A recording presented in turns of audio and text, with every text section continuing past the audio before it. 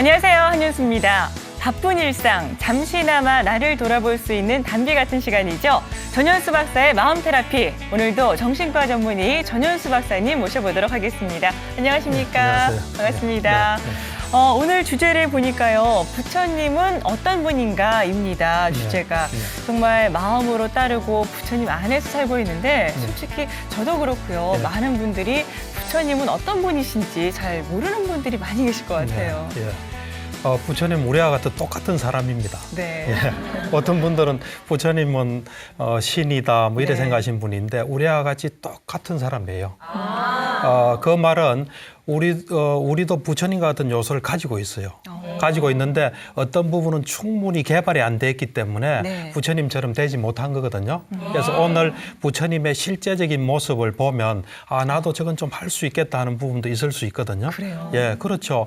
우리가 사법고시 준비한 사람들 보면은 네. 사법고시 한 명도 안 됐을 때는 그 사법고시 엄두도 못 내거든요. 근데 주위에서 한 사람 사법고시 되면 그 학교에서 이제 한 명 한 명 생겨요. 보고 나도 저렇게 하면 되겠다 이런.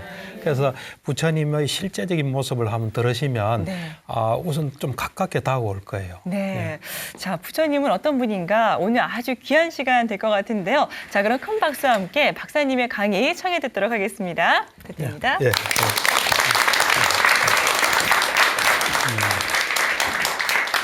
오늘 주제는 부처님은 어떤 분인가예요. 그래서 이런 주제를 선택하게 된 게 저는 이제 불교 경전을 좀 많이 봤거든요. 그거 보면은 실제로 부처님께서 어떤 분인지를 누가 자세히 묘사를 해놨어요. 그 묘사란 게 뭐냐면은 이제 그 당시에 부처님께서 돌아가신 지가 지금 2555년 전이에요.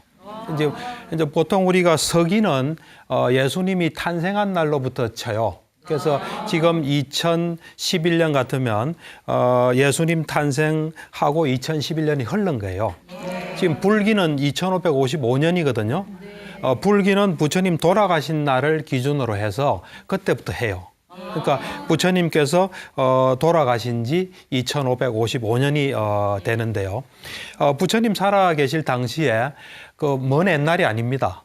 굉장히 과학도 발달하고 과학이 발달했다는 건 좀 그렇지만 철학이나 종교가 굉장히 발달했을 때예요. 그래서 많은 종교들이 있었어요. 오늘날 같은 기독교 같이 신이 창조했다는 것도 있고 또 과학적인 견해도 있고 여러 견해가 있었어요.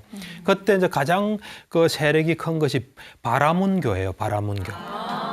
그 바라문교의 그 서성이 자기 제자에게 지금 이 한간에 이 세상에 부처라는 분이 탄생했다고 그러는데 그 부처는 깨달아서 깨달음을 얻었고 또 모든 걸 알고 훌륭하신 분이라는데 너가 가서 그걸 좀 확인하고 온나 그래요. 그래서 이제 이 사람이 그 사람도 그 서성도 연세도 많으신 분이에요. 120살이고. 그러면서 그 종교에서는 이 깨달을 만큼 충분히 통달하신 분이에요. 그러면서 제자도 또 충분히 통달한 제자에게 믿을 만한 제자한테 그러면 이 부처라는 사람이 정말 그렇게 소문대로 그렇게 깨닫고 훌륭한 분인지 이제 확인하고 오라. 그래서 보낸 거예요. 그래서 보내서 이제 이 사람이 가서 확인을 해요. 해보니까 이제 위대한 사람이라는 걸 알았어요. 알고 난 뒤에 바로 돌아가질 않고 7개월 동안 따라다녀요. 그림자처럼.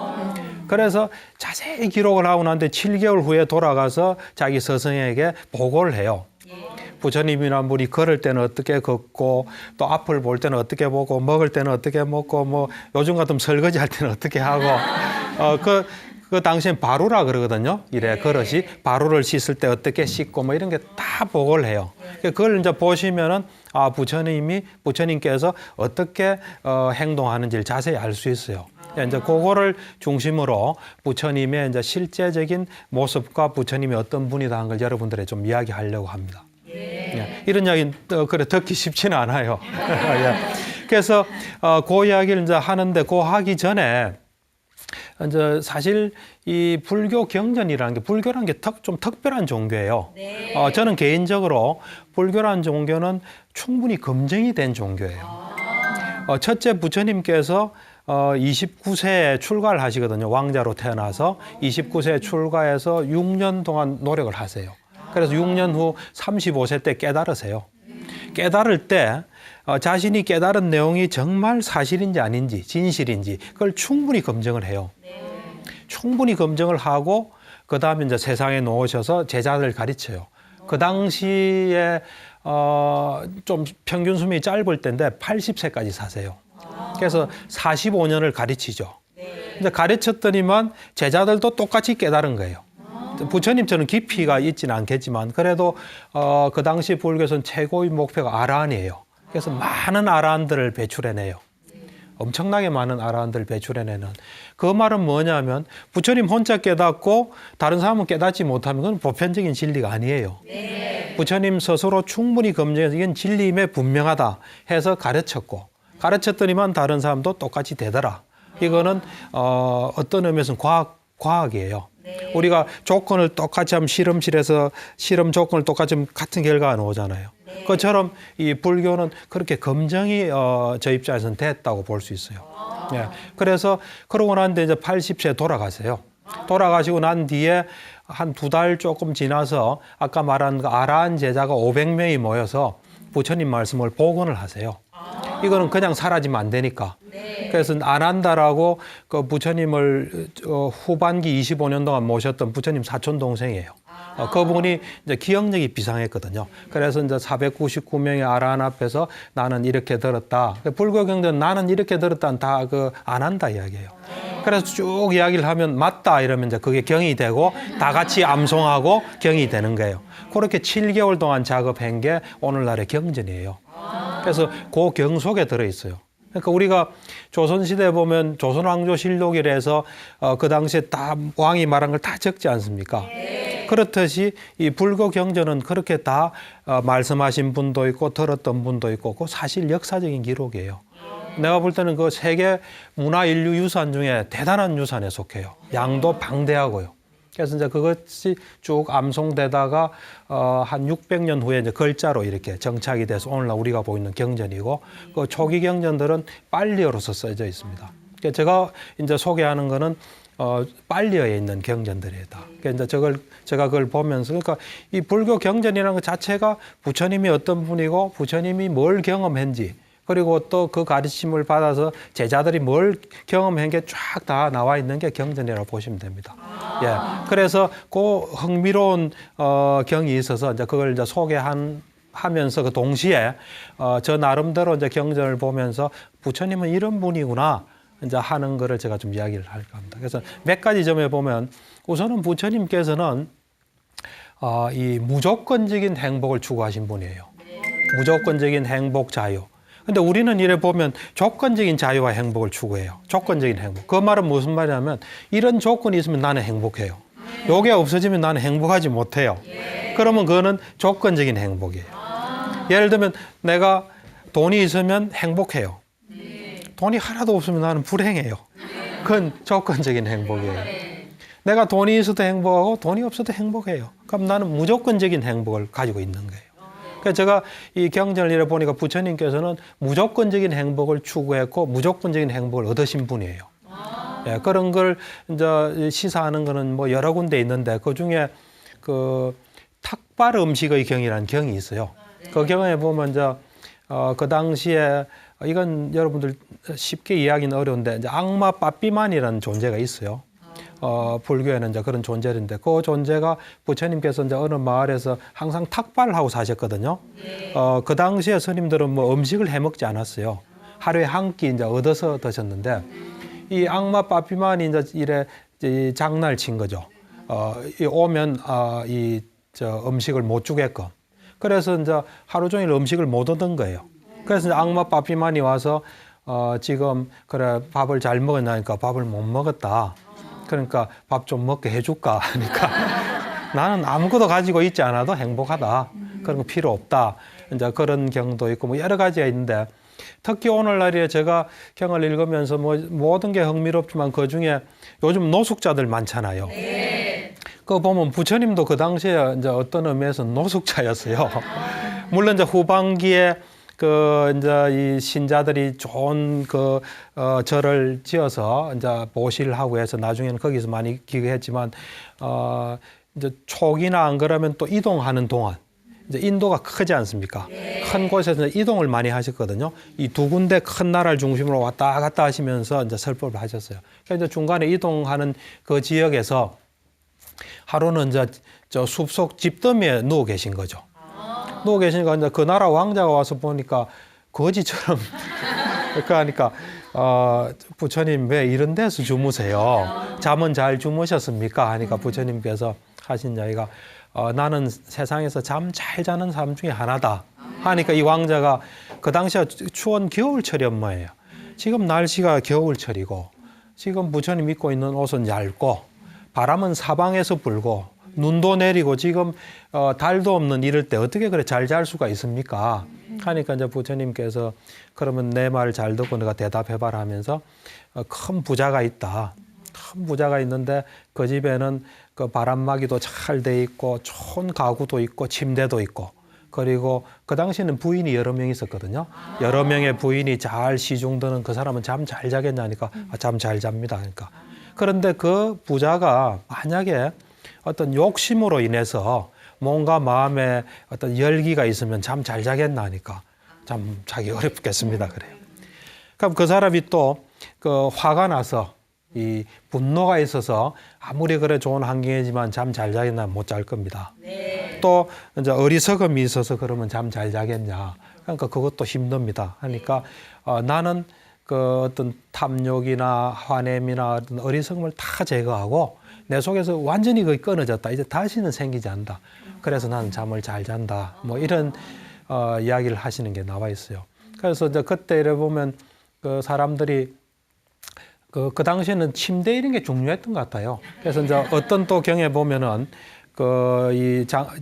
제가 신자들이 찾아와 가지고 이제 세상에 어떤 부자는 좋은 침대도 가지고 또 좋은 의자도 가지고 이런데 부처님께서도 그런 좋은 의자 잘 구할 수 있습니까? 이러니까 이분이 부처님께서 하신 말씀이 그래 그런 의자는 나한테는 적합하지도 않고 나는 그런 거 주도 쓰지도 않는다. 세 개의 침대가 있다 그랬어요. 세 개. 하나의 침대는 뭐냐면 천상의 침대고 두 번째는 천상 중에서 높은 천상을 범천이라 하거든요. 범천의 침대고 세 번째는 성자가 쓰는 침대가 있다. 그러면서 이제 그럼 그 침대가 뭡니까? 이러니까 하는 이야기가 이 천상의 침대란 거는 이제 부처님께서 이래 탁발하고 난 뒤에 이제 숲속에 앉아서 가만히 허리 딱 펴고 앉아서 선정에 드세요. 선정. 선정이란 건 우리는 마음이 지금 왔다 갔다 하지 않습니까? 선정은 마음이 하나로 딱 모아진 상태예요. 그러면서 굉장한 행복감과 또 이 편안하고 집중된 상태거든요. 그래서 선정에는 네 가지 선정이 있어요. 초선, 이선, 삼선, 사선. 그래서 그 선정에 내가 든다. 선정에 든 그 편안한 상태에서 내가 걸으면 선정의 경행이 되고 걷는 게 되고 그래서 앉으면 천상의 안점이 되고 그래서 누우면 천상의 침대에 난 눕게 된다. 그래서 나는 원하기만 하면 그 침대를 언제나 얻을 수 있다 그래요. 그다음 범천의 침대가 뭡니까? 그러니까 범천의 침대는 아까처럼 그렇게 탁발하고 돌아와서 편안하게 앉아서 이제 이 자애의 마음이 있죠. 남을 사랑하는 마음으로 전 세계를 다 채우는 거예요. 사랑하는 마음으로 꽉 차는 거예요. 그 다음에 두 번째는 그 어떤 연민의 마음이죠. 안 된 사람이 있으면 도와주고 싶은 연민의 마음으로 쫙 채워요. 그 다음 세 번째는 누가 좋은 일 하면 같이 기뻐하는. 우린 좋은 일 있으면 잘 안 기뻐하잖아요. 누가 좋은 거 있으면 기뻐하는 그 마음으로 가득 채운다. 그 다음 네 번째는 그런 걸 또 떠나서 담담한 마음으로 가득 채운다. 그게 범천의 침대다. 그런 이야기입니다. 그러니까 이제 맨 마지막 성자의 침대는 뭡니까? 하니까 이제 탁발을 갔다 와서 그 탐진치 있죠. 탐욕과 성냄과 어리석음 이런 것들을 완전히 없앤 상태. 그런 상태에서 내가 누우면은 성자의 침대에 눕는 거다. 나에게는 이런 침대가 있다. 이제 이런 말씀하세요. 그러니까 부처님하고 우리는 조금 달라요. 예. 근데 우리도 그래 될 수 있어요. 예. 그래서 우선은 제가 볼 때는 그 무조건적인 행복, 그러니까 우리는 어떤 조건의 제약을 받잖아요. 부처님은 뭐 길에서든 어디서든 편안할 수 있는 상태가 된 거예요. 어째 보면 가장 행복하신 분이에요. 가장 자유롭고 행복하신 분이에요. 그렇습니다. 네, 무조건적인 행복 말씀하시니까. 근데 그 무조건적인 행복을 여러분들이 이제 추구하셔야 돼요. 간단하게 추구하는 방법을 좀 가르쳐 줄게요. 네. 저는 이제 그걸 추구하려고 노력하는데 우선 우리가 보통 보면 돈이 있으면 행복해요. 돈 없으면 불행해요. 건강하면 행복해요. 병이 있으면 불행해져요. 또 뭐 연예인 같으면 인기가 있으면 행복해요. 인기 없으면 불행해져요. 그런데 어떤 경우에도 행복할 수 있는 길이 있어요. 그 방법을 가르쳐 줄 테니까 한번 실천해 보세요. 우선 돈만 가지고 돈이나 건강을 가지고 한번 생각해 볼게요. 돈이 있을 때는 돈을 잘 활용하세요. 활용해서 그걸 잘 이용하고 그걸 통해서 우리가 삶을 행복하고 즐겁게 하면 돼요. 그건 누구나 다 하겠죠. 근데 그것도 못하는 사람이 있어요. 아끼고. 이런 사람. 그다음에 돈이 없을 때 분명히 좋은 점이 있습니다. 돈이 없을 때 분명히 좋은 게 있어요. 그거를 잘 활용하시면, 그러고 그 좋은 점을 잘 보고 그 좋은 점의 의미를 찾고 잘 활용하면 돈이 없어도 좋게 됩니다. 또 마찬가지예요. 우리가 예를 들면 건강할 때는 건강하게 활동하면 좋습니다. 병이 있을 때, 건강하지 못할 때 자세히 보면 좋은 점이 분명히 있습니다. 어떤 게 있냐면 우선은 이 병이 있다는 건 우리가 무리한 거거든요. 무리한 거를 우리가 스톱할 수 있어요. 그리고 이제 저처럼 뭐 이렇게 불교 수행하는 입장에서는 병이 있으면 진리를 이래 볼 수 있어요. 우리가 보통 건강하면 몸이 우리 말 듣는 걸 알아요. 내 마음대로 한 줄 알아요. 병합 나봐요. 몸이 내 말 듣지 않아요. 그게 원래부터 사실이에요. 그러고 병이 있게 되면 우리가 평소에는 당연하다고 생각한 거 다 소중하게 여겨져요. 그냥 병 없이 이래 돌아다니는 사람만 봐도 너무나 행복해 보여요. 그러니까 병이 있을 때, 그 있을 때의 좋은 점을 잘 우리가 활용한다면은 병이 있건 없건 우리는 행복해져요. 한번 그렇게 한번 해보세요. 해보시면 그렇게 어렵지 않습니다. 예. 네. 현재 있는 그대로를 받아들이고 즐겨라, 이런 말씀이신가요? 그렇죠. 그때 우리는 모든 건 양면이 있습니다. 건강한 대로 양면이 있고, 건강하지 못한 대로 양면이 있어요. 그 양면을 균형 있게 그대로 봐서 잘 활용하면은 이래도 좋고 저래도 좋은 거예요. 예. 무조건적인 사랑, 또 자비와 관련해서 부처님 말씀해 주셨는데 또 책에 가끔 보다 보면 부처님 또 그런 분 같으세요. 왜 몸이 아프거나 또 실제로는 마음이 아프거나 이런 분들을 치료해 주시는 그렇죠. 그런 분이요. 우선은 제가 볼 때 저는 참 이 불교를 보면 저는 본업이 정신과 의사입니다. 예, 이제 정신적인 문제인 사람들 치료하는데 경전을 보니까 부처님은 훌륭한 정신과 의사예요. 그래서 이 보통 사람들도 많이 치료했고요. 또 종교인들도 많이 치료를 했어요. 그걸 보면은 이분은 정말 훌륭한 치료자고, 지금 이 자리에 우리 진료실에 저 대신에 부처님이 앉아 계시면 훨씬 치료를 잘하실 것 같아요. 그래서 이제 그걸 우리가 많이 배울 수 있죠. 보면은 그는 치료자로서의 부처님을 좀 이래 보면은 제가 뭐 치료한 사례는 수도 없이 많습니다. 다 치료라고 볼 수 있는데 그 중에 기억이 나는 게 여러분들도 좀 관심을 가질 수 있는데, 그 당시에 부처님 당시에 그 제가 신자 중에 급고독 장자라고 있었어요. 빨리어로는 아나타 빈디카인데 그분이 최고의 제가 신자라고 볼 수 있습니다. 기원정사라고 큰 정사도 희사하시고 남 돕는 것에 평생을 바치신 분이에요. 그분이 이제 하루는 그분 집을 방문했어요, 부처님께서. 근데 갔는데 너무 시끄러운 거예요, 집이. 그러니까 부처님께서는 이런 비유를 많이 해요. 시끄러운 데 가면 야, 누가 지금 고기 낚고 있나. 고기 낳을 때 어여차 하면서 뭐 하잖아요. 그러니까 아닙니다. 급고독장자 우리 며느리 때문에 그렇습니다. 걔가 아주 부유하고 가문이 좋은 집에 이사를 왔는데 아나무인입니다. 아버지도 모르고 뭐 시어머니도 모르고 남편도 모르고 부처님 또 존경 안 합니다. 그래요. 그래 그러면 좀 불러라 얘가 불러요. 불러가지고 이제 수자따라고, 이름이 수자따예요. 수자따인데 그래 수자따야 7가지 아내의 종류가 있다. 첫째는 파괴자 아내가 있다. 이 머리에 기물을 파괴하는 거예요. 그 다음에 그 도둑질하는 아내가 있다. 그 다음에는 이 고압적인 아내가 있다. 막 저 밑에 사람 하녀 막 부리듯이 부리는 고압적인 아내가 있다. 어머니 같은 아내가 있다. 그 다음에 누이 같은 아내가 있고 친구 같은 아내가 있고 하인 같은 아내가 있는데 너는 어느 아내냐? 그러니까 나 잘 모르겠습니다. 좀 자세히 설명해 주십시오. 이래요. 그럼 이제 부처님께서 하나하나 설명해 주세요. 파괴자 같은 아내는 뭐냐면은 남편이 다 돈 벌어서 힘들게 다 산 거잖아요. 그런 물건을 막 함부로 하는 거예요. 그걸 막 파괴하는 거. 함부로 하면서 딴 남자한테도 좀 눈도 돌리고 그런 막 이렇게 기물을 이래 함부로 하는, 파괴하는.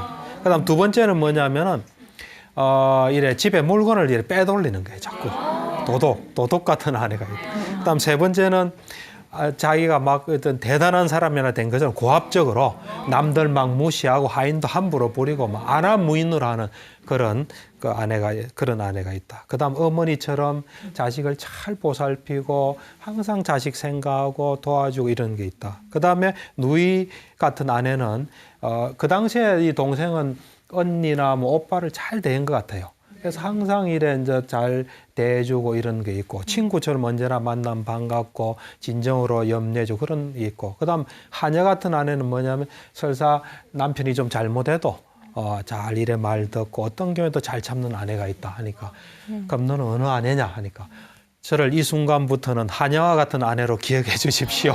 그런 이야기를 해요. 그러니까 요건 좀 시대적인 상황이 조금 다릅니다. 그 당시에 미덕하고 지금 좀 달라요. 자기가 지은 죄가 많으니까 이제부터는 잘하겠습니다. 그런 의미로. 사실 그렇게 사람을 한순간에 이래 고치긴 쉽지 않거든요. 그런 게 무수하게 많이 나옵니다. 그리고 다른 종교인들도 많이 이래 고친다기보다 이래 많이 바꾸세요.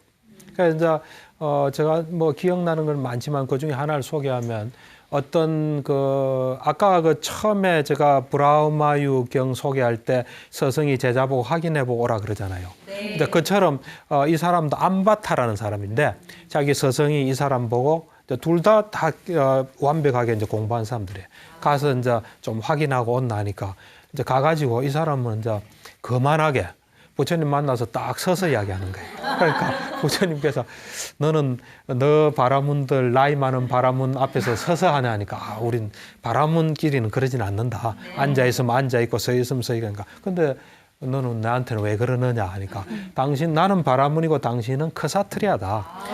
카스트 제도가 있었거든요.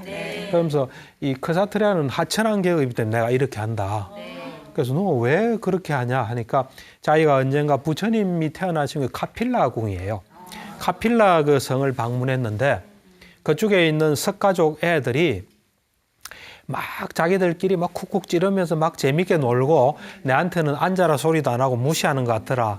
그러니까 부처님께서 이런 이야기를 해요. 메추리 새 있죠. 메추리도 자기 둥지 안에서는 지 하고 싶은 데 지적인다. 걔들이 모르고 그런 가지고 너 왜 그러느냐.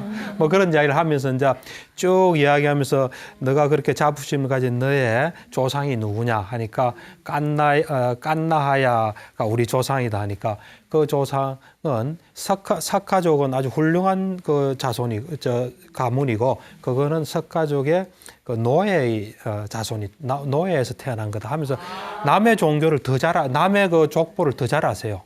그러니까 이 위대한 치료자들의 특징은 많이 잘 아세요. 그러니까 프로이드도 이러면 프로이드가 그 치료한 사례를 보면은 프로이드가 아는 게 굉장히 많아요. 이 훌륭한 치료자의 특징들이 보면 다 아는 게 많아요. 부처님도 아는 게 굉장히 많아요. 여러분, 남의 족보를 흔히 알아요. 그래서 그 잘못된 점을 지적해줘요. 이제 그런 식으로 이제 탁 길을 꺾어놓고 나중에 이제 진리로서 이렇게 이제 교화하는 게 나와요. 그래서 그 당시에 이제 부처님에 대해서 하도 다른 종교를 잘 이렇게 교화를 시키니까 이런 소문이 퍼져 있어요. 부처님은 이 개종시키는 마술을 부린다. 이 마술을 부려서 사람을 싹 개종시킨다. 말하자면 정당하지 못한 방법으로 사람을 이렇게 싹 홀린다 이거죠. 그래가지고 어떤 사람이 가서 질문해요. 세상에 이런 말이 있는데 이거 맞습니까? 안 맞습니까? 그러니까 그러면은 이제 너가 내 말을 잘 들어봐라 하면서 누가 말하는 데서 그걸 믿지 마라. 또는 어디에 쓰여져 있대서 믿지 마라. 또 저 사람은 참 대단한 사람이라서 믿지 마라. 너가 잘 판단하고 믿어라. 이러면서 이제 그 이야기를 해요. 너한테 욕심이 많으면 너가 괴롭겠나 안 괴롭겠나? 그러니까 괴롭습니다. 그다음 너한테 이래 화가 나 있으면 괴롭겠나 안 괴롭겠나? 그러니까 괴롭겠습니다. 그래 쭉 이야기해서 이치적으로 따져서 그 사람이 나중에 부처님 제자가 되겠습니다. 그래요. 다른 종교인데. 내가 이렇게 해야지 누가 오면은 너는 내 제자가 되라 이렇게 하지 않는다 하니까 이 사람이 하는 이야기가 그래요. 부처님의 개종시키는 마술은 축복입니다. 그 마술에 걸리면 평생 동안 행복하겠습니다. 뭐 그런 이야기를 해요. 그렇듯이 치료자로서였던 부처님 그 역할도 대단하십니다. 상당히 참 대단한 면을 가진 분입니다. 예. 정말 강압적인 게 아니라 그 사람 마음의 변화를 이끌어서 불교로 그렇죠. 인도하는. 들어보고 이게 내한테 도움되고 이치니까 받아들이는 게. 예. 어떤 면에서 인간적인 매력 이런 것도 느껴지는 것 같아요. 그렇죠. 그리고 부처님께서는 가장 순리적인 사람이에요. 그래서 제가 볼 때는 본질을 정확하게 보신 분이에요. 우리는 지금 교육받은 거 내지는 누가 이러니까 이래서 믿고 있는 게 굉장히 많아요. 그런 건 잘 안 믿으세요. 잘 안 믿는 게 아니라 확실한 것만. 그러니까 부처님 말씀하시는 건 자세히 들어보면 맞구나 하고 이렇게 고개가 끄덕끄덕해집니다.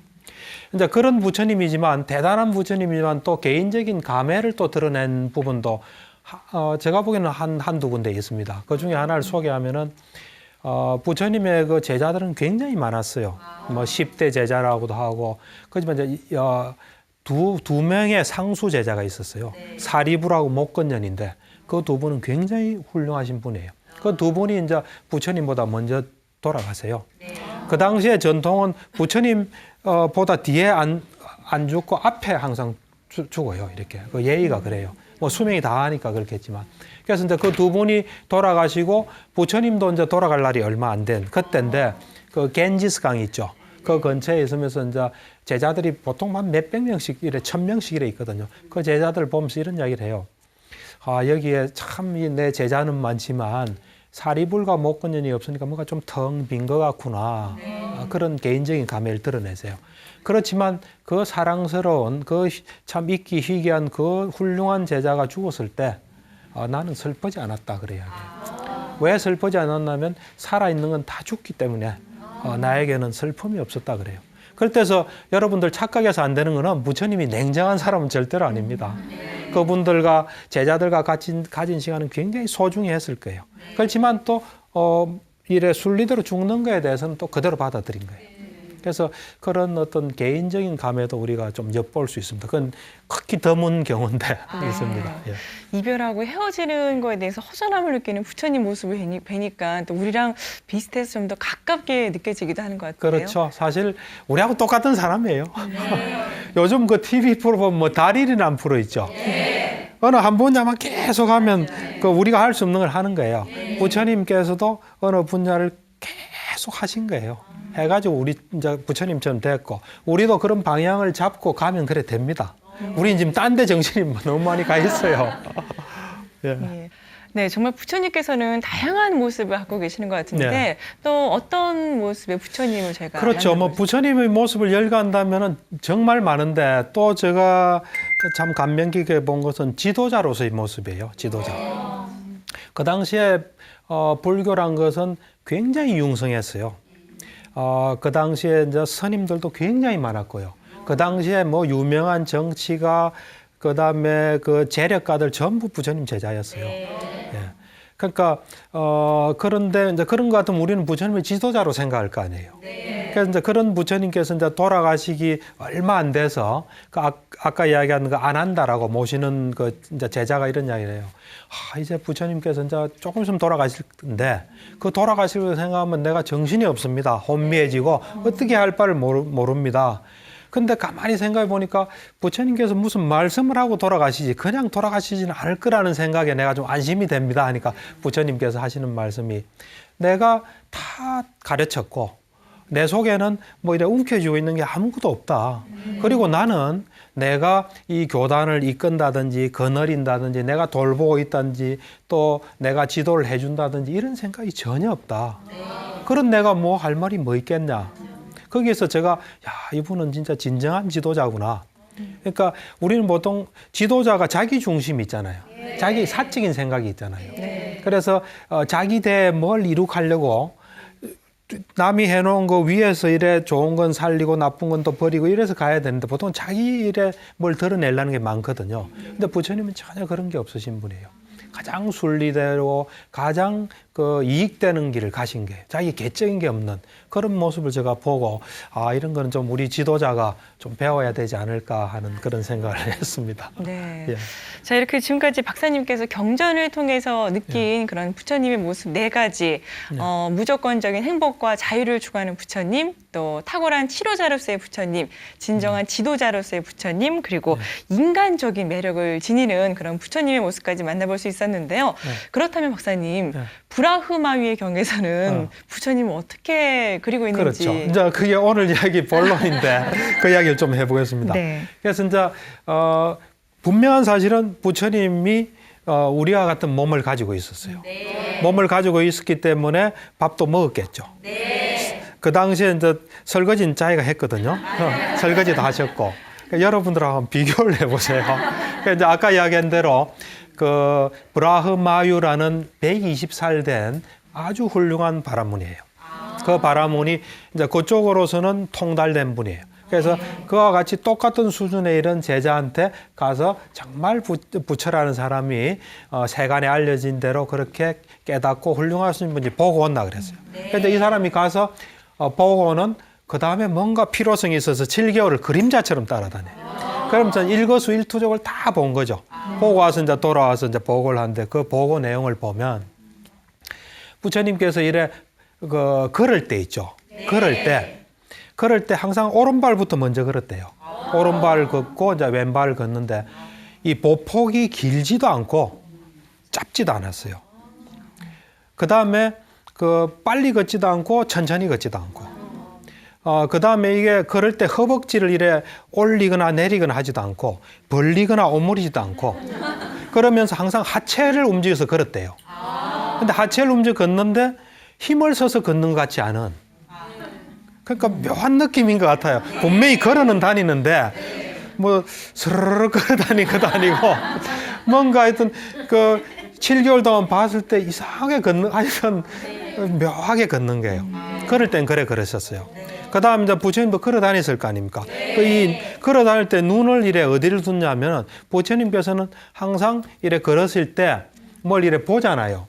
볼 때 느낌에 온몸을 실어서 본다는 느낌을 줬어요. 그러면서 이래 고개를 들거나 이래 내리지도 않고 두리번거리지도 않고 오로지 앞을 이래 멍에 폭만큼 했다는데 제가 볼 때는 한 1m 한 20-30cm 그 정도만 항상 보면서 이제 걸으신 거죠. 이렇게 걸으셨는데 보통 사람 이래 걸으면 옆에 안 보일 거 아닙니까? 근데 다 알고 계시는 거예요. 세상에 대해서 훤히 알고 계시면서 이렇게 항상 걸어 다니시는 거예요. 이렇게. 걸을 때는 그래 걸으셨고.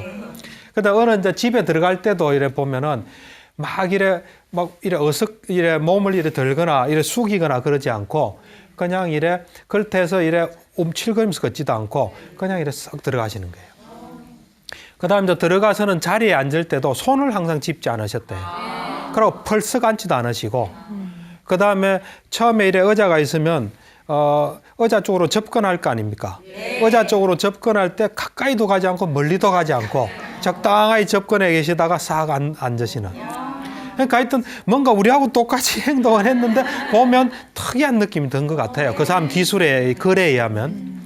이제 글에 들어가 가지고 이제 그렇게 이제 들어가서 자리에 앉을 때 자리에 앉을 때도 이래 손을 대고 절대로 앉으시지 않고 자리에 앉을 때 손을 어떤 사람 보면 손이 좀 불안정해 보이는 사람도 있잖아요. 발도 불안정해 보이는 사람도 그런 게 전혀 없대요. 손과 발이 그냥 편안하게 놓이면서 이래 두리번거리거나 불안해하거나 그런 게 전혀 없이 이래 이제 앉으셨고. 그 이제 앉다 보면은 이제 사람들이 이래 자리를 마련해 줄 거 아닙니까? 자리를 마련해주면 항상 발을 씻으시는데 발을 씻고 옛날엔 기름을 이래 바르셨거든요. 근데 기름 바를 때 이래 치장을 한다. 이래 치장하는 느낌이 전혀 없었대요. 예, 그대로 딱 앉아서 항상 이래 이제 앉아 계시는데 허리는 딱 세우시고 앉아 있는데 마음을 딱 챙겨서 앉아 있는 거죠. 그러면서 앉을 때 어떤 마음으로 앉냐면 남을 해치는 생각을 전혀 하지 않고 또 나에게도 나도 해치지 않고 남과 나를 해치지 않고 남의 이익, 나의 이익을 항상 생각하면서 앉으셨고요. 이제 앉아 있으면 물을 이래 권할 거 아닙니까? 그릇을 이래 주는데, 물그릇을 주는데, 높이도 주지 않고, 밑으로 주지 않고, 너무 가까이도 주지 않고, 너무 멀리도 주지 않고. 그래서, 물을 이제 딱 많이도 받지 않고, 적기도 받지 않고. 그래 딱 받아서 이제 그릇을 처음에 씻는 것 같아요. 이제 씻을 때, 이제 그게 여러분들하고 차이일 겁니다. 그릇을 씻는데, 그릇을 씻으면 손이 씻기고, 손을 씻으면 그릇이 씻기고. 그러면서 그릇 씻을 때 땅에 놓고 절대로 안 씻고, 들고 그릇을 씻으면 손이 씻기고, 손이 씻으면 그릇이 씻기고. 그래서 이제 그릇 씻은 물을 버리는데, 멀리도 버리지 않고, 가까이도 버리지 않고. 대충 느낌이 오죠. 네. 그렇게 이제 있는 거죠. 그러고 난 뒤에 이제 밥을 받을 때, 밥 받을 때도 이제 바로를 이렇게 높이도 아니고 낮도 아니고 이제 적당히 멀리도 아니고 낮게도 아니고 이렇게 이제 딱 받는 거죠. 받아서 밥도 이제 많이도 아니고 적게 받으면서 반찬도 적당히 받으시고. 그래서 이 반찬을 적당히 드시는데 이 항상 한 두세 번 씹고는 딱 넘기세요. 근데 우리 밥하고 좀 다릅니다. 그쪽밥은 이래 해요, 이렇게. 인도 혹시 아세요? 손으로 이래. 그러니까 딱 적당하게 딱 한 입 넣어요. 한 입 딱 넣고 나면 두세 번 딱 씹으면 탁 넘긴데 밥알이 하나도 없어요. 그러면서 이제 다 드시고 나면 또 넣는데 맛은 음미는 해요. 근데 맛에 대한 집착은 없어요. 그렇게 해서 이제 딱 드시는 거예요. 그렇게 이제 드시고 난 뒤에는 이제 보통 식사를 하고 나면 이제 감사의 인사를 해요. 근데 그거를 절대로 이제 딱 하고 나면 조용히 계시다가 적절한 시간에 언제나 감사 인사를 하시더래요. 7개월 동안 보니까. 딱 하는데 항상 음식이 맛있다. 또 다음에 이런 걸 준비해달라. 이런 걸 절대로 말씀 안 하시고 고맙다고 이야기하면서 항상 가르침으로서 듣는 사람을 기쁘게 하고 그렇게 이제 딱 하고 그 다음에 딱 일어나시는데 일어나서도 가는데 보면 허겁지겁 빨리는 절대로 안 가시고 천천히도 안 가고 적당히 탁 가는 거예요. 이렇게. 그러면서 이제 옷을 입고 있는데 옷이 너무 껴입지도 않고 또 헐렁하게도 입지 않고 바람이 불으면 날릴 정도도 아니고 그러면서 이제 입는데 몸에 때가 안 끼세요. 몸에 때가 없어요. 먼지와 때가 없어요.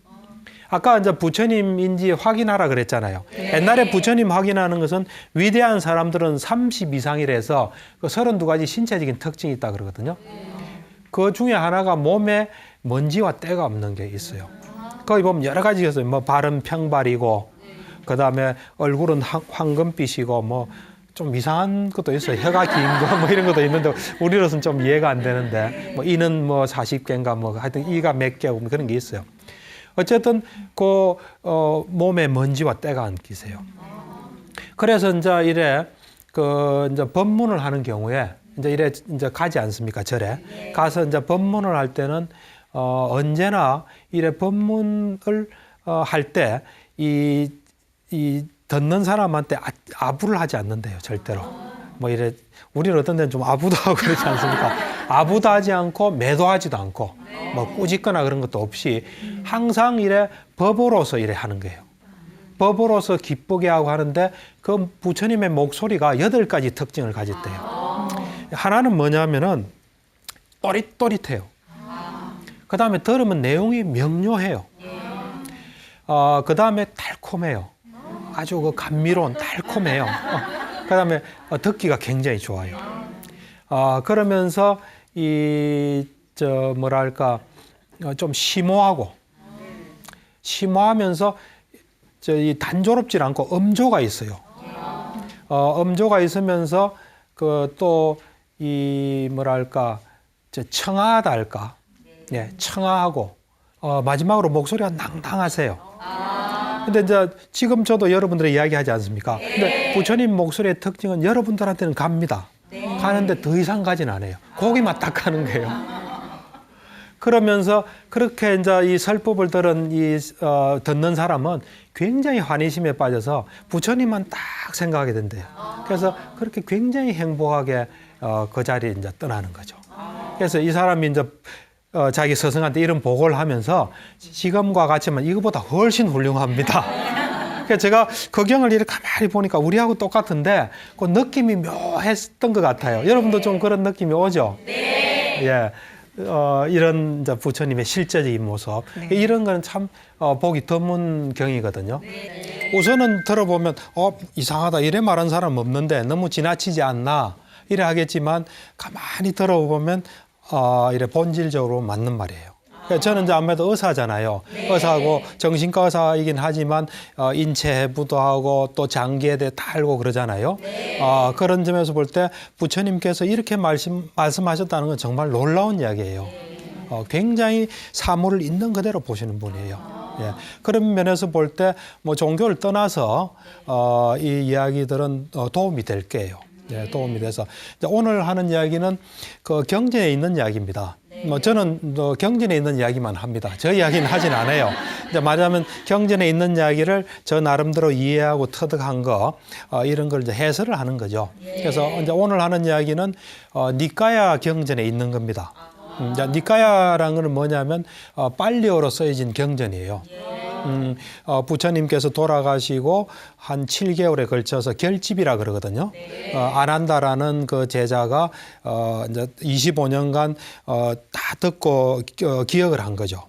머리가 엄청 좋으신 분 같아요.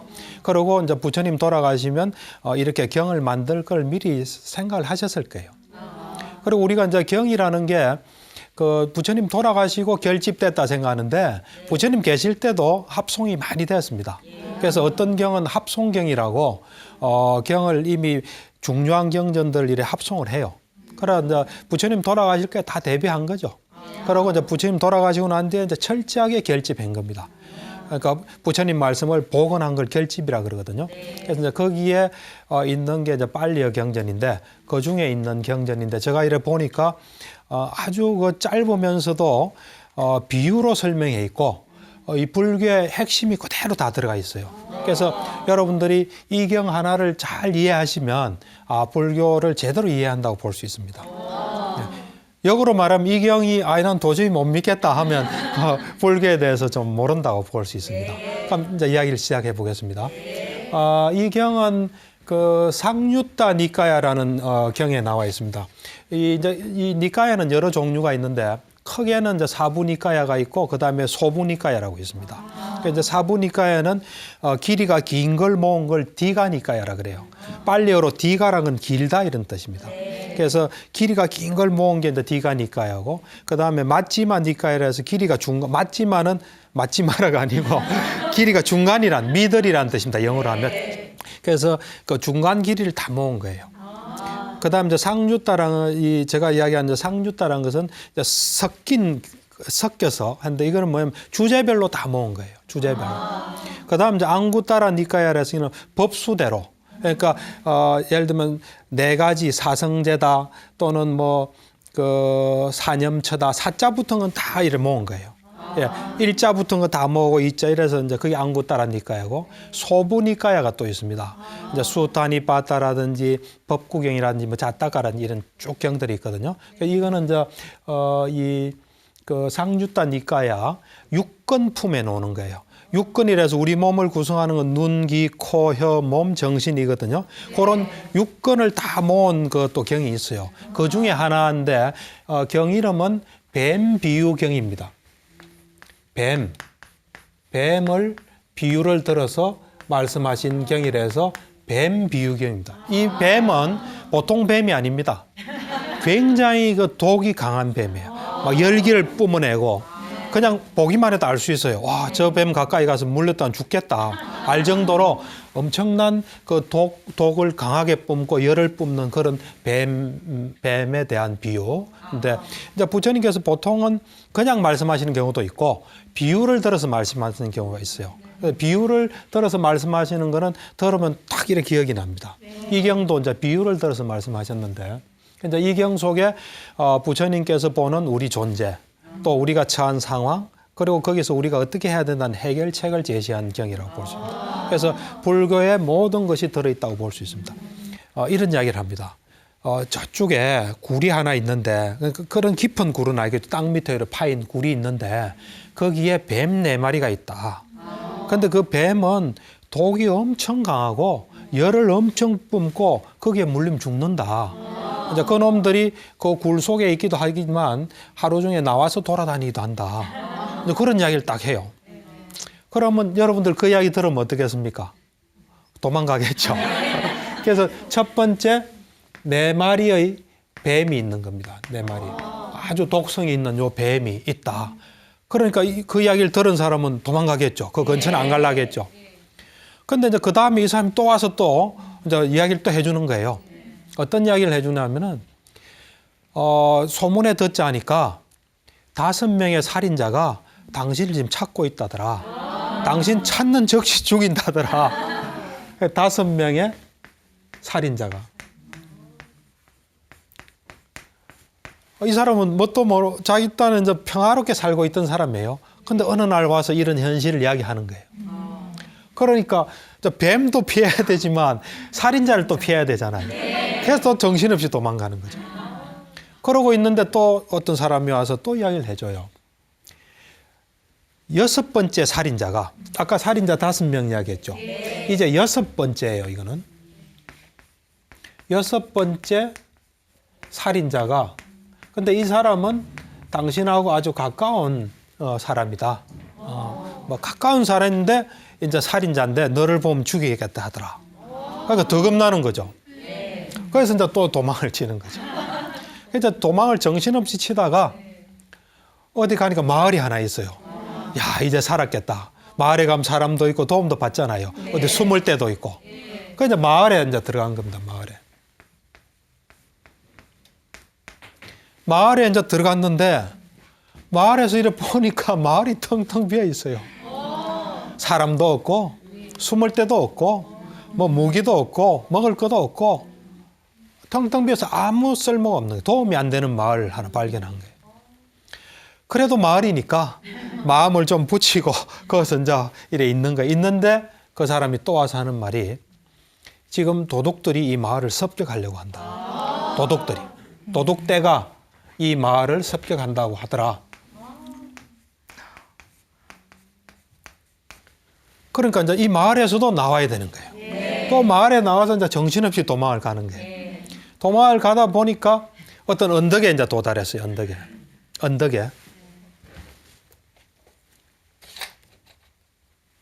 도달했어요. 이제 언덕에 도달을 해서 언덕에 올라가서 이제 턱 보니까 저쪽 언덕이 보이는 거예요. 저쪽 언덕을 보니까 거기는 아주 평화로운 곳이에요. 이제 요건 뭐 이 언덕이라 합시다. 그럼 이제 저 언덕에, 이제 저 언덕에 보니까 아주 평화롭고 거기는 아무런 위험도 없이 저기만 가면 내가 살겠다는 생각이 드는 거예요. 그래서 절로 가고 싶은데 보니까 이 언덕과 언덕 사이에 엄청난 물이 있는 거예요. 홍수가 나서 막 경류가 흐르고 그건 도저히 건널 수 없는 이 홍수가 난 언덕이 있습니다. 홍수가 난 물이 있는 거죠. 홍수가 나서 막 경류가 흐르는 거죠. 도저히 저거는 건널 수 없는 거예요. 그러면서 이래 보니까 뭘 이래 배도 없고 아무것도 없는 거예요. 도저히 여기는 배가 있더라도 이 건너기 힘든 곳이에요. 그렇지만 지금 자기를 죽이려고 쫓아오니까 어쨌든 저거는 건너야 되잖아요. 그래서 이제 뭘 하냐면은 저 뗏목을 만들었어요. 나뭇잎 모으고 나뭇잎 나무 새끼줄 해가지고 어쨌든 뗏목을 하나 만들었어요. 뗏목을 만들어서 손과 발을 다해서 어떻게 정말 초인적인 노력을 해서 건너갔어요. 건너가서 이제 편안하게 살게 된 거예요. 그러니까 이경의 이 비유가 이런 겁니다. 그래서 이건 사실은 숫자들이 좀 등장하죠. 4마리의 뱀, 5살인자, 6번째 살인자, 이제 숫자는 아니지만 마을, 도둑대, 이 언덕, 저 언덕, 홍수, 뗏목. 그 다음 뗏목을 가지고 막 노력해서 건너갔죠. 사실 이거는 이제 불교를 좀 아는 사람한테 테스트하기 참 좋아요. 자, 이거 한번 풀어봐라. 풀어봐라 하면은 이게 참 재밌어요. 왜냐면 이걸 정확하게 풀 수 있으면 불교를 정확하게 이해하는 거예요. 사로서 되는 것들이 있거든요. 오로서 되는 것도 있고, 그다음 이런 가운데 또 마을 이런 걸 해서 요거를 이래 시험에 내 보면은 그 푸는 정도에 따라서 그 사람의 어떤 불교 이해 정도를 알 수 있어요. 여러분들 좀 짐작이 갑니까? 가요? 전혀 안 되는데요. 전혀 모르겠어요. 좀 갑니까? 아니요. 예, 힘들죠? 예. 이제 이거를 이제 처음에 부처님께서 말씀하시고 그 다음에 자 이제 내가 비유를 들어서 이야기했다. 실제 이것이 뭘 의미하는지 내가 말해주겠다 하면서 이제 이야기를 해요. 그걸 들어보면 네 가지 뱀은 뭐냐면은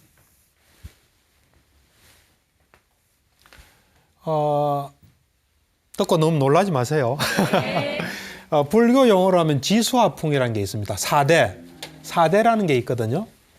우리 몸이 사대로 구성됐다 그럽니다. 네 가지 큰 사대에서 지수화풍이라는 말을 씁니다. 땅지자, 물수자, 바람풍, 불화자, 지수화풍. 그러니까 땅지자, 땅성분, 물성분, 지수화, 불성분, 그다음 바람성분. 그래서 불교에서는 우리 몸이 사대로 구성됐다 봐요. 그래서 우리 몸에서 이제 땅적인 성분이 있고, 그 다음에 물적인 성분이 있고, 불적인 성분이 있고, 바람적인 성분이 있다. 이게 사대로. 예를 들면 이 소는 뭐겠습니까? 지수화풍 중에. 지겠죠. 예, 지예요, 이게. 예. 이게 지예요. 이제 형태를 갖추고 이래 딱딱하게, 이렇게. 고체로 된 거는 지예요. 예. 그게 이제 지성분이고, 간도 지겠죠. 예. 이제 수는 뭐냐면 물이에요, 물. 혈액 같은 거 있죠. 혈액, 침, 뭐 콧물 뭐 이런 거 있죠. 하여튼 물 성분이에요. 예. 그거는 우리 몸 속에 있는 그 어떤 수분 있죠, 수분. 피라든지 땀이라든지 관절액이라든지 이런 것은 수성분이에요. 예, 지수. 화는 뭐냐면 불성분인데 화는 우리가 살아있는 사람 따뜻하잖아요. 그 따뜻하게 만드는 건 불이거든요. 그게 이제 불성분이에요. 그다음 우리가 음식물이 있으면은 따뜻하면 소화가 되잖아요. 그래서 소화시킬 때 열이 좀 나거든요. 그것도 화성분이에요. 그러니까 사실은 우리가 늙는 것도 이래 불성분으로 늙어요. 예, 머리도 희지고. 그건 이제 화성분이고. 그다음에 풍성분은 바람이에요. 바람. 우리 속에 이 몸 속에도 이래 뭐 기류가 이래 있거든요. 이렇게 있고 우리가 숨 쉬죠. 숨 들이쉬고 할 때 이것도 다 풍성분이에요. 그런 우리 몸을 구성하는 4대가 4마리의 뱀이다, 이게. 언제 우리를 죽일지 모르는 뱀이다, 이게. 좀 이해가 됩니까? 저는 처음에는 부처님께서 우리 자신을 살인자로 한 게 좀 이해가 안 됐거든요. 근데 곰곰이 생각하니까 우리 몸이라는 게 우리 말 안 들어요, 사실은. 그냥 언젠가 몸이 생겨서 그 조건에 따라서 움직이고 있는 거예요. 몸이 우리 말 듣는다면 뭐 혈압이 높을 때 혈압 높지 말라고 조치할 수 있죠. 그게 됩니까? 암 안 생길 수 있죠. 뭐 다 할 수 있잖아요. 근데 그게 안 되는 거예요. 뻔히 보고 있는 거예요. 그래서 그러니까 예를 들면 우리가 이런데 암이 생겼다. 뼈암이, 간암이 생겼다면 그 뱀 중에 지뱀한테 물린 거예요. 지뱀한테. 요즘 애들이 많이 생긴 혈액암이 걸렸다. 그러면 이제 수뱀한테 탁 물린 거죠. 중풍이 생겼다. 그래 쓰러졌다 하면 이제 풍뱀한테 물린 거죠. 그러니까 언제 어떻게 물릴지 모른다 이게. 그래서 이 4대 요 4마리의 독사들 독이 있고 열을 뿜는 거는 지수화풍이다 이게. 언제 이래 할지 모르니까 조심해라 이 말이에요. 그래서 우리가 사실은 신체 검사 받는 거는 저놈들이 어떻게 하고 있나 살피는 거예요. 조사하는 겁니다. 제가 이야기하는 건 이제 본질적으로 이야기하고 낭만적으로 이야기하는 건 아닙니다. 사실 알 건 알아야 되지 않습니까? 그다음 이제 5명의 살인자 이거는 뭐냐면 우리 존재가 불교에서는 색수상 행식으로 이루어져 있다고 봅니다. 그 전에 이제 오치온 5명의 살인자는 오치온. 그러니까 5가지의 집착이 된 온이라서 우리는 온으로 구성됐다 그러거든요. 5가지의 구성 요소로 구성이 되는데 그것이 한자말로 하면 색, 수, 상, 행, 식으로 구성됐다고 이야기합니다. 행, 식. 그래서 요 색치온, 요 치온만 붙이면 됩니다. 색치온, 수치온, 상치온, 행치온, 식치온 해서 요거는 쉽게 이야기하면 색은 몸입니다. 수상행식은 우리의 정신이에요. 예. 이제 우리가 불교에서는 우리는 뭐로 구성됐나 하면 2가지로 구성됐다면 몸과 마음으로 구성됐다고 봐요. 정신과 육체로. 5가지로 구성됐다면 색, 수상, 행식 이렇게. 그래서 색은 몸이고 수상행식은 정신이에요. 아까 요 색은 지수화풍이 되겠죠, 그죠? 이게 다 포함되는 거예요. 엄밀히 말하면 5명의 살인자 안에 다 들어있는데 조금 먼저 우리한테 분류해서 설명한 거예요. 그래서 예를 들면은 다시 우리가 그 몸에 무슨 문제가 있어서 죽었다 하면 이제 요 살인자 중에 첫 번째 살인자한테 걸린 거겠죠, 그죠? 그렇죠? 그 다음에 예를 들면 이 수는 뭐냐? 이 색은 몸이고 수는 우리 정신 중에 어떤 감정이 있죠. 감정, 느낌. 요거예요. 상은 우리 어떤 기억이랄까 인식 있죠. 이게 칠판이다 하는 이런 작용이에요. 우리가 뭘 보고 아는 거, 이제 기억하는 거. 행은 우리의 의도나 의지를 말해요. 내가 이걸 해야지 저걸 해야지 하는. 그러니까 식은 전체적으로 좀 아는 거. 그래서 예를 들면 누가 자살을 했다. 인생이 괴로워서 자살을 했다. 그러면 수라는 살인자가 먼저 한번 탁 한 거예요. 괴롭다 이래 됐으니까. 그러고 난 뒤에 난 죽어야 되겠다 해서 목을 매달았다 하면 행이 이래 되겠죠. 그래서 엄밀하게 이야기하면은 이 수와 행, 취혼에 의해서 이제 그 사람 죽은 거예요. 그렇게 우리가 이야기할 수 있습니다. 이제 그게 요 5번째 살인자고요. 6번째 살인자는 뭐냐면은 이 활락, 우리가 막 즐기는 거 있죠. 활락. 활락과 욕망. 우리가 뭘 하고 싶은 마음이 있죠. 요 활락과 욕망도 우리를 위험에 빠뜨린다는 거예요. 그리고 그게 지나치면 죽일 수 있다는 거예요. 예를 들면 우리가 마약을 투여해가지고 죽은 사람 있지 않습니까? 그 사람들은 6번째 살인자에서 죽었다고 볼 수 있습니다. 그 자기의 어떤 활락이나 쾌락, 욕망에 의해서 주사를 맞고 죽은 거죠. 이렇게.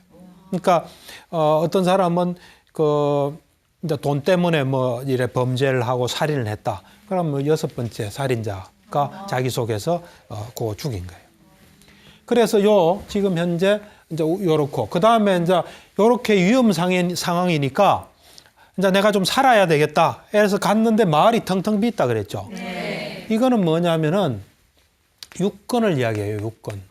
육근은 뭐냐면 눈, 귀, 코, 혀, 몸, 정신. 우리를 이제 요렇게도 구성되어 있고 요렇게도 구성되어 있어요.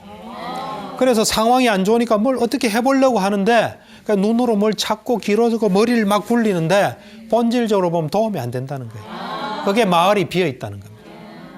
그러니까 우리가 살려고 발버둥 치는데 본질적으로는 그걸 피할 수 없다는 거예요. 우리 운명을. 그것이 마을이 비어 있다는 겁니다. 그래서 저는 이걸 보고 굉장히 탁월한 해석이다 이런 생각이 들었습니다. 그런데 그렇게 아무리 도움도 안 되는 그 마을을 또 도둑대가 온다는 건 뭐냐면 이거는 육경이에요. 육경. 육경이라서 색, 성, 한자말로 하면 색성향, 미, 촉, 법이라서 요것의 대상이 되는 거예요. 눈으로 사물을 보죠. 또 대상이 되는 귀로 소리를 듣죠. 코로서 냄새 맡고 혀로서 맛을 보고 몸으로서 뭔가 접촉하죠. 정신으로 뭘 이렇게 감지를 하지 않습니까? 요런 대상이 또 자기 봐달라고 아우성을 치는 거예요. 아무것도 도움 안 되는데 또 막 우리 이 눈이란 거는 내가 고민하고 이 일 해야 되는데 뭐가 나타나면 눈은 그냥 글로 갑니다. 내 하는 거 도와주지 않아요, 절대로. 본질적으로 보면은 귀는 소리 들리면 무조건 가요. 그런 식으로 우리가 공궁에 처해서 뭘 하는데 이놈들이 또 이래 와서 우리를 괴롭히는 거예요. 심각한 경우는 어떤 사람은 사형수가 사형장에 가면서도 뭐 보이면 딱 봅니다.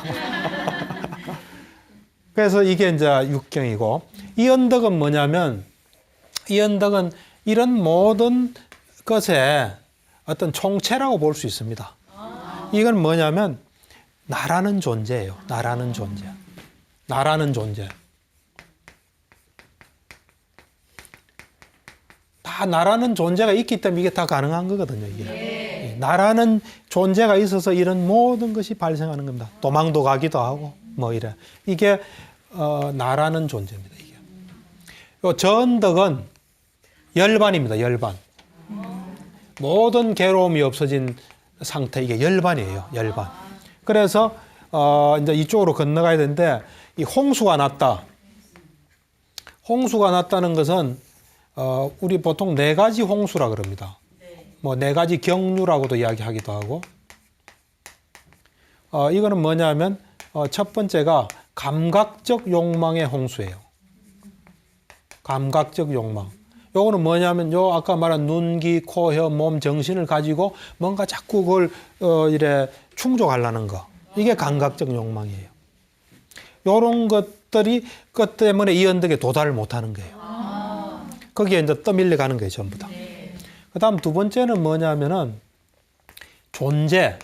뭔가 자기가 좋은 존재로 존재하고 싶은 욕망이 있어요.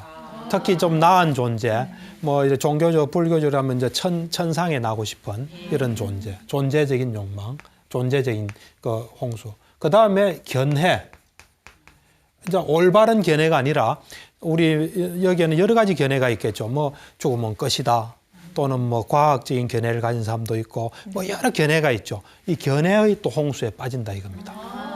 네 번째는 이제 무지의 홍수. 무지라는 건데 나중에 설명하지만 불교에서는 무지는 지혜가 없는 건데 지혜는 사성제거든요. 4가지 성스러운 진리. 이것이 없는 상태인 무지. 예. 그래서 이런 홍수에 이제 썰려가는 겁니다.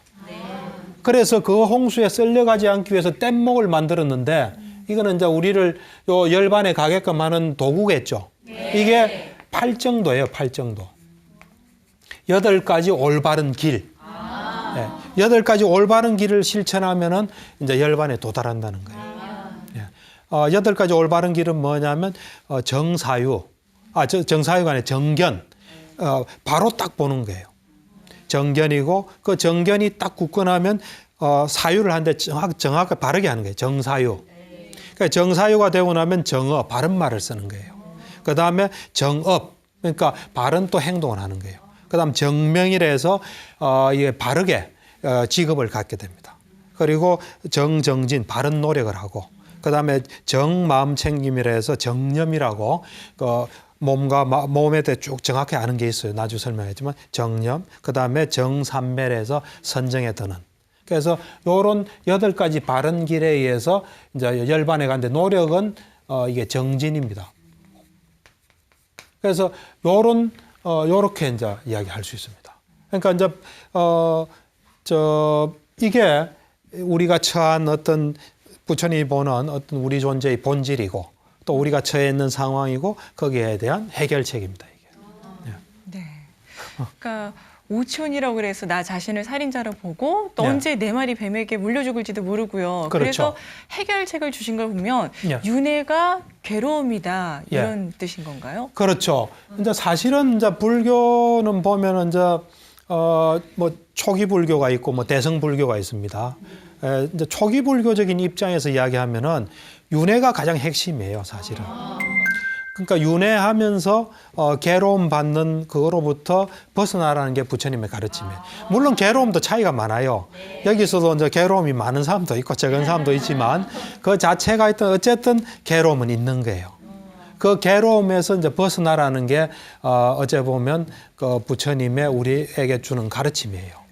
네.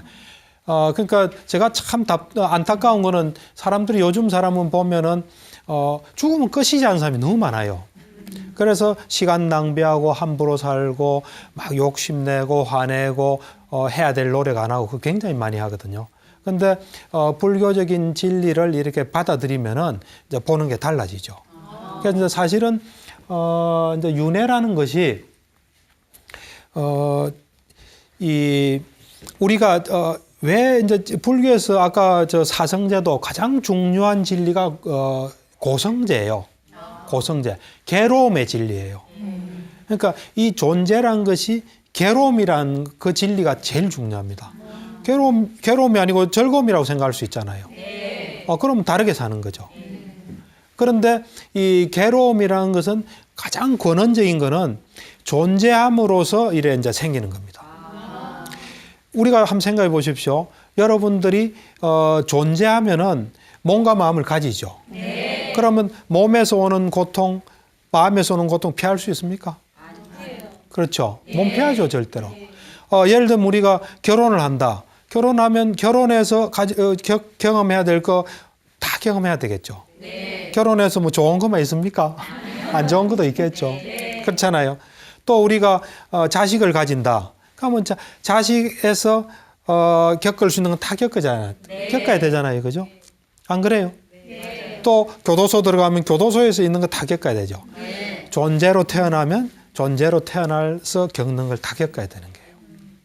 그런 면에서 볼 때 이 존재라는 것은, 그리고 존재라는 게 우리가 원하는 어떤 존재만 되는 게 아니에요. 지금 사람은 상당히 좋은 존재입니다. 존재가 사람만 있는 게 아니에요. 육도 윤회에서 6군데를 계속 왔다 갔다 하거든요. 그러니까 위로는 천상부터 천상, 그다음 아수라, 인간, 축생, 그다음에 아기, 지옥, 요걸 왔다 갔다 하는 겁니다. 그래서 사실 이 사람은 살만합니다. 물론 지금 뭐 북한 이런 데는 힘들 거예요. 힘들지만 우리나라가 지금 많이 이래 풍요롭기 때문에 우리나라에 지금 태어나는 거는 그런 대로 괜찮아요. 근데 그것만 있는 게 아니에요, 사실은. 그래서 이 존재하는데, 그러니까 부처님께서는 이제 극단적으로 어떤 이야기를 하냐면은, 어떤 경전에 보면은, 이래 손가락을 이래 탁 튀길 정도, 이 짧은 시간에, 이 존재로 짧은 시간에 존재하더라도 나는 그를 좋아하지 않는다 하면서, 우리가 좀 이런 얘기는 좀 그런데 똥이 아무리 적어도 냄새가 많이 나잖아요. 그렇듯이 존재가 있으면 악취가 난다, 그런 말씀하셨어요. 그런 정도로 부처님께서는, 그러니까 부처님은 여러분들 좀 오해는 하시면 안 됩니다. 굉장히 본질적으로 보신 분이에요. 본질적으로 보고 이 생이 끝없이 연결되고, 그 다음에 이 생에서 다음 생으로 갈 때 고통받은 거. 그래서 그 상유타 니까야 어떤 경우에 보면 이래 나와 있어요. 너가 지금까지 소로서 이래 흘린 피가 전생에 이 겐지스 강보다 더 많다. 그 흘린 피가. 이제 너는 그걸 이제 그만해야 될 때다. 열심히 노력해라. 그래서 부처님께서 항상 하신 말씀이 이게요. 빈집에 가서 수행해라. 후회할 일 하지 마라. 그런 말씀을 계속 하세요. 적어도 이 니까야 경전에서는. 그래서 그러면서 이제 자기 부처님 당신의 아들이 라울라예요. 라울라 보고도 항상 그래요. 너가 이제 출가하게 되면 그 4가지 필수품이 있거든요. 옷 필요하지 않습니까? 먹는 거 필요하고, 그 다음에 이래 집이 필요하지 않습니까? 집하고 약품이 필요하거든요. 그 4가지에 욕심 내지 마라. 너가 거기에 욕심을 내면 다시 태어나야 된다 하면서 그 아들에게도 항상 그런 이야기를 해요. 그래서 여러분들이 열심히 사셔야 됩니다. 열심히 살지 말라는 거 아니에요. 열심히 사는데 그 시간을 잘 활용하셔야 돼요. 이런 걸 잘 아시고, 그래서 이래 사람으로 태어났을 때 이 소중한 시간을 우선은 간단하게 하면 탐진치에 빠져 있는 건 좋지 않습니다. 탐은 욕심이에요. 욕심. 그러니까 본질적으로 볼 때 내 거 아니거나 또 그렇게 욕심내지 않아야 될 거 욕심내는 건 다 탐욕이에요. 그 다음에 화내는 거 있죠. 분노. 이거 안 되고, 그 다음에 잘못 보는 거, 어리석은 거 있죠. 정확하게 부처님처럼 딱 정확하게 봐야 돼요. 정확하게 보고 그에 따라 살아야지, 세상은 이런 거다. 뭐 이래 생각하면, 그거 3개 없애는데 중점을 둬야 되고, 열심히 이래 사셔야 됩니다. 그래서, 이런, 이제 불교란 건 하여튼 그런 이제 윤회 벗어나기 위해서는 이런 것들을 이래 이제 극복해야 되는 겁니다. 이렇게. 그래서 팔 정도가 이제 윤회를 극복하는 방법이에요. 네. 예. 근데 저희 같은 일반인들한테는요, 박사님, 네, 그런 네. 팔 정도를 닦는다는 게 정말 네. 쉽지 않은 일이잖아요. 그 쉽지 않죠. 어떤 마음가짐과 태도를 갖고 어떻게 실천하면 좋을까요? 그렇죠. 이제 팔 정도 그 자체가 사실은 불교의 모든 것이에요. 부처님께서 이런 말씀하셨어요. 팔 정도가 있으면은 비구가 있고, 비구란 건 스님이란 거거든요. 팔 정도가 있으면 비구가 있고, 팔 정도가 없으면 비구가 없다 그랬어요. 아까 제가 이경에 불교의 핵심이 다 들어있다는데 팔 정도 안에 불교의 모든 핵심도 다 들어있어요. 그래서 여러분들이 다른 건 다 잊어버려도 팔 정도를 잊어버리시면 안 됩니다. 8가지 바른 길 있죠. 그래서 팔 정도는 아까도 이야기했다시피 제일 중요한 건 정견으로부터 시작해요. 그러니까 올바른 어떤 알미 있어야 돼요. 올바른 암이라는 거는 사성제를 이제 믿는 거예요. 알고 믿는 거예요. 사성제. 사성제라는 거는 뭐냐면 일단 괴로움이라는 거예요.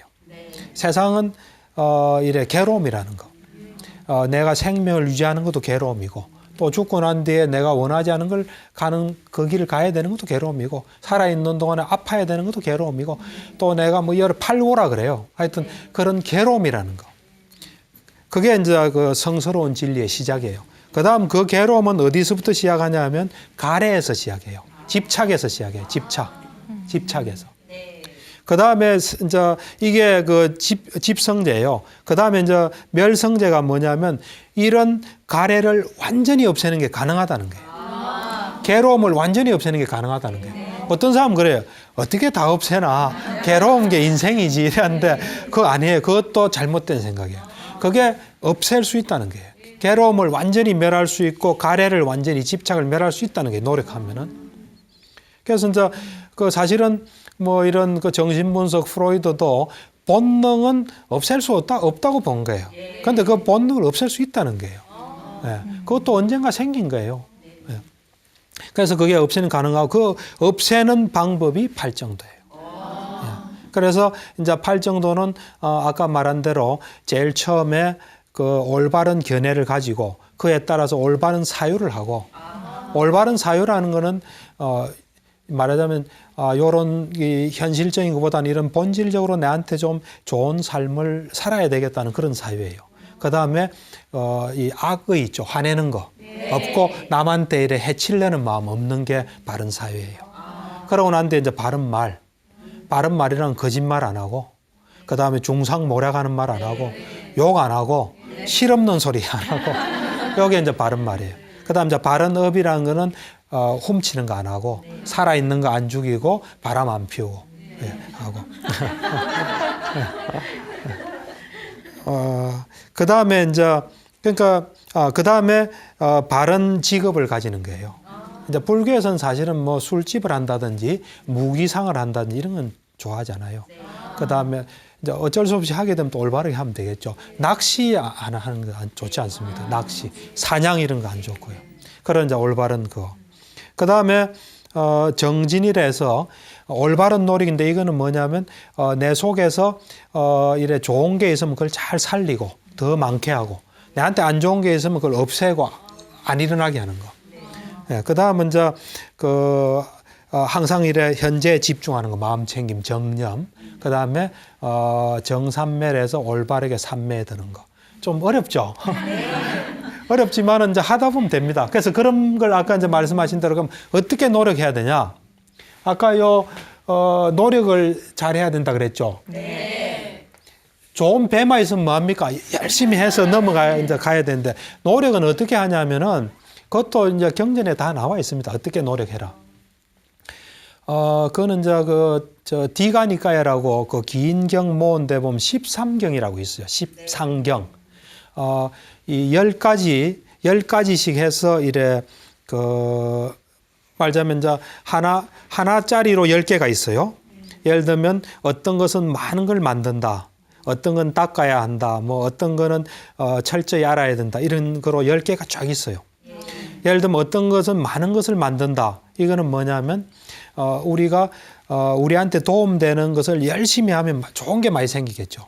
그래서 유익한 법에 이래 게으르지 않는 것, 요게 그게요. 많은 것을 만들어내는 거예요. 그런 식으로 하나짜리가 쫙 있고 그래서 10개짜리씩 쫙 있는 게 있어요. 이게 십상경이에요. 이건 이제 부처님께서 하신 게 아니고 사리불이 한 거예요. 자, 이제 내가 하나부터 10까지 쭉 이야기해서 모든 매듭을 풀어주겠다. 열반에 도달하고 괴로움을 다 없애주는 법문을 하겠다 해서 사리불이 해요. 예, 사리불 그 십상경에 보면은 어떻게 노력해라는 게 나와요. 이 정진에 대해서. 그래서 거기 보면 이제 게으른 비구하고 부지런한 비구 이야기를 해요. 그래서 어떠하냐면은 요런 8가지 법이 있으면 8개짜리로 쫙 이야기하는 거예요. 이런 8개의 법이 있으면 이 말하자면 태보에 빠진 것이다. 태보. 이제 태보에 빠진 것이다. 그리고 요 8가지가 있으면 수성함에 동참하는 것이다. 해서 말하자면 잘 되고 있는 것이다. 이런 뜻이에요. 요 태보에 빠진 거, 이거는 이제 말하자면 게으른 비구가 하는 거예요. 그 밑에 있는 건 부지런한 비구예요. 8가지에 걸쳐서 이야기를 해요. 하나는 뭐냐면 비구지만 일을 해야 되겠죠. 뭐 떨어진 거 깁기도 하고 청소도 해야 되고 뭐 하겠죠. 일을 하는데 이제 게으른 비구는 이래 해요. 이제 일을 하려고 생각하면 피곤하잖아요. 좀 쉬었다 하자. 그래서 좀 쉬고 일해요. 그럼 그 이제 게으른 비구예요. 그 다음에 이제 일을 하고 난 뒤에 일한다고 피곤하다 좀 쉬어야지 하면 그것도 게으른 비구예요. 그 다음에 이제 뭐 볼 일이 있어 어디 가야 되잖아요. 이제 게으른 비구는 이제 먼 길 갈 거 생각하니까 피곤하잖아요. 좀 쉬었다 가자 하고 이제 쉬어요. 그 다음에 이제 쉬고 난 뒤에 또 길을 갔어요. 가가지고 보니까 이제 다리도 아프고 피곤하니까 이제 한숨 자야 되겠다 또 쉬어요. 요게 이제 그거예요. 그 다음에 비구들은 항상 탁발을 해서 살았거든요. 탁발하러 나가서 이제 밥을 못 얻었어요. 그럼 이제 이 사람은 이 비구는 어찌도 못하고 피곤하대 또 좀 자요. 쉬어요. 이제 그 다음은 어떤 경우냐면 또 많이 얻어서 배불리 먹었어요. 그러니까 이제 게으른 비구는 잘 먹었으니까 좀 쉬어야 되겠다 또 쉬어요. 그 다음 이제 7번째는 뭐냐면 내가 이제 감기나 이런 잔병이 걸렸어요. 잔병 걸리니까 이제 쉬어야 된다 회복하려고 또 쉬어요. 그 다음 이제 잔병에서 이제 회복했어요. 그동안 병에서 좀 해서 체력이 많이 떨어졌다 해서 또 좀 쉬어야 되겠다 해서 또 쉬어요. 이제 부지런한 비구는 어떻게 하냐면은 어떻게 하겠습니까? 안 쉬겠죠. 네. 어떻게 하겠어요? 쉬지 않고 계속 수행하고 하겠죠. 예, 맞습니다. 그걸 좀 더 이제 구체적으로 이야기하면은 이제 일을 해야 됩니다. 그러면 내가 일하는 동안에 수행을 못 할 수 있다. 빨리 수행하자. 수행 딱 하고 일해요. 그 다음 일하고 난 뒤에 내가 일하는 동안 수행을 못했다. 자, 이제 수행하자. 수행을 해요. 그 다음 이제 길을 떠난다. 그럼 길을 떠나면 일을 못 하잖아요. 그럼 나는 일 딱 오기 전에 또 탁 해요. 예를 들면 지금 같으면 이제 뭐 기차 시간 전에 하겠죠. 해요. 그 다음 이제 그 길을 갔어요. 가고 나면 내가 오는 동안에 수행을 못했다. 또 수행을 해요. 그 다음 이제 밥 얻으러 이제 나갔는데 밥을 못 얻었어요. 밥은 못 얻었지만 뭐 이래 피곤하진 않다 해서 또 수행해요. 배불리 먹었어요. 잘 먹었으니까 이제 수행해야죠. 그 다음 이제 감기나 사소한 병이 걸렸어요. 그러면 이거 앞으로 더 큰 병이 올지 모르니까 아직은 내가 괜찮다 수행하자 했어요. 그 다음에 이제 앓고 난 뒤는 혹시 또 큰 병이 올지 모르는데 또 수행해요. 이제 부지런한 비구는 그렇게 해요. 그러니까 차이가 뭐예요? 차이가 부지런한 비구는 자기가 해야 될 일을 가장 우선적으로 생각해요. 언제나 그걸 잊지 않는 거예요. 그러고 시간이 언제나 나를 기다려준다고 생각 안 하는 거예요. 그래서 항상 그것부터 확보하는 거예요. 게으른 비구는 우선 자기 몸부터 좀 생각하는 거예요. 몸부터 좀 편안한 걸 생각하는 거예요. 그게 차이예요. 그러니까 여러분도 우선순위, 자기가 꼭 해야 될 게 있으면 그걸 우선순위에 두면 부지런한 사람이 됩니다. 그렇지 않으면 이제 게으른 사람이 되죠.